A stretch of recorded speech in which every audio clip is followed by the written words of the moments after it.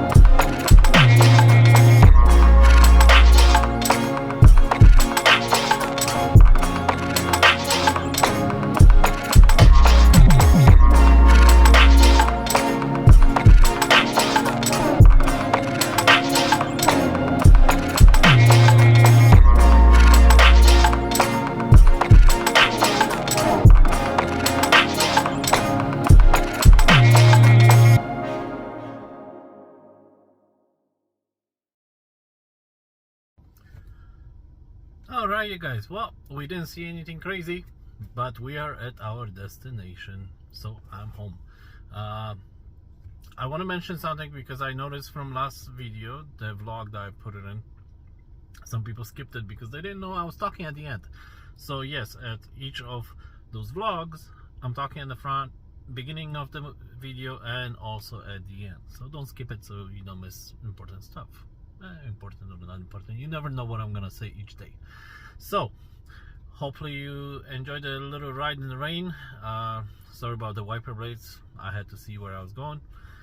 Other than that, if you're still here watching this at this point, please click that subscribe button, click the like, and don't forget the little bell so you're notified of every time we post a new video.